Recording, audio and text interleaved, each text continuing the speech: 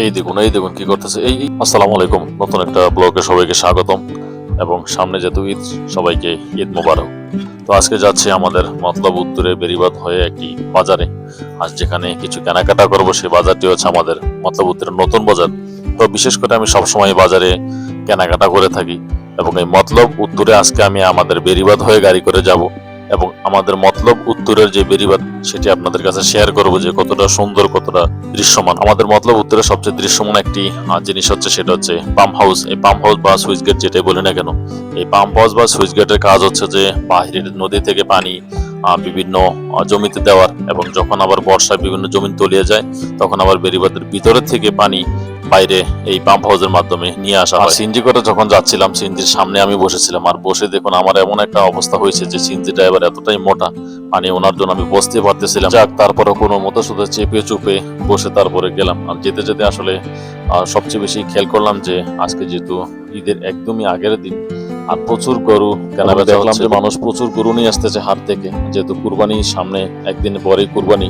তো সেজন্য মানুষ আজকে লাস্ট দিন এবং তাই এত গরু কিনে নিয়ে আসছে। অনেকে সময় পায় নাই বা অনেকে ছুটি পেয়েছে, অনেকে কেনার সময় পায়নি। আমাদের মতলব উত্তরে বেশ কিছু রেস্টুরেন্ট রয়েছে এবং বেশ কিছু পার্ক রয়েছে। তার মধ্যে অন্যতম একটি রেস্টুরেন্ট হচ্ছে ভাসমান রেস্টুরেন্ট, যেটি হচ্ছে আমার হাতের ডান দিকে দেখুন, এই যে সাজানো গুজানো, এটা হচ্ছে নদীর উপরে একদমই ড্রাম দিয়ে তৈরি করা হচ্ছে। আসলে খুব সুন্দর একটি রেস্টুরেন্ট, যেখানে ঈদের সময় দূর দূরান্ত থেকে মানুষ আসে এখানে খাওয়ার জন্য বা দেখার জন্য। একবার ভাবা যায় যে নদীর উপরে রেস্টুরেন্ট, তাও আবার ভাসমান। আসলে নামটা শুনলেই অন্যরকম লাগে, হয়তো এই নাম শুনে মানুষ দূর দূরান্ত থেকে আসে। এবং এই ঈদকে কেন্দ্র করেও রেস্টুরেন্টের যারাই আছে আসলে তারা সুন্দরভাবে সাজিয়ে গুজিয়ে একদমই নতুনের মতো করে ফেলেছে রেস্টুরেন্ট। তো আপনারা যারাই দূর দূরান্ত থেকে আসবেন, আমাদের মতলব উত্তরে আসার দাওয়াত রইল। এছাড়াও আরো একটি পর্যটক কেন্দ্র রয়েছে, যেটা হচ্ছে মনপুর পর্যটক কেন্দ্রের নামে পরিচিত।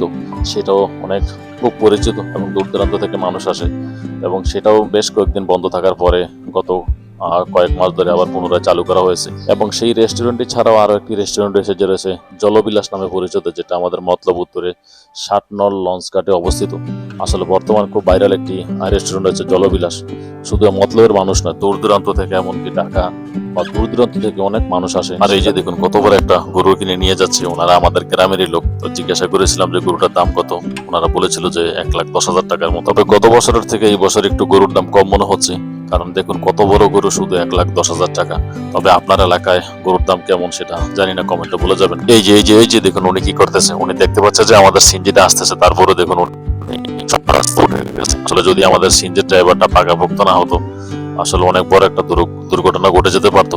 তবে আজকে আমাদের মতলব উত্তরের কয়েকটি বাজার আপনাদেরকে দেখাবো। এই যে এটা হচ্ছে আমাদের মতলব উত্তরের আমিরাবাদ, একটি পুরনো বাজার, যে বাজারের অনেক ঐতিহ্য রয়েছে। একটা সময় আমাদের মতলব উত্তরের অধিকাংশ মানুষ এই বাজারে বাজার করতে আসতো, তাও পায়ে হেঁটে।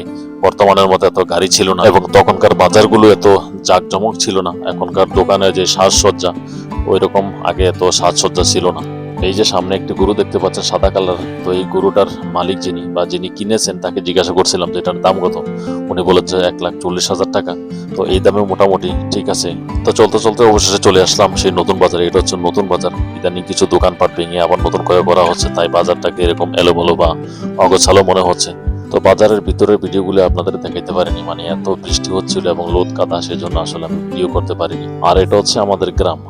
কয়েকদিন আগে যদিও মাঠ ভরা ধান ছিল বা জমি ভরা ধান ছিল, একদমই দেখুন খালি।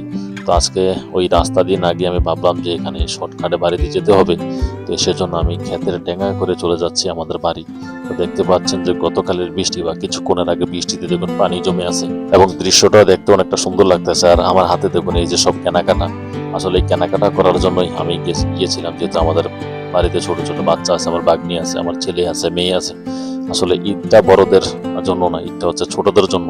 তাদের কেনাকাটা, তাদের শখ, তাদের সবকিছু। তো আজকের ভিডিওটি এই পর্যন্ত। ভালো থাকেন, সুস্থ থাকেন, সবাইকে ঈদ মোবারক। আল্লাহ হাফেজ।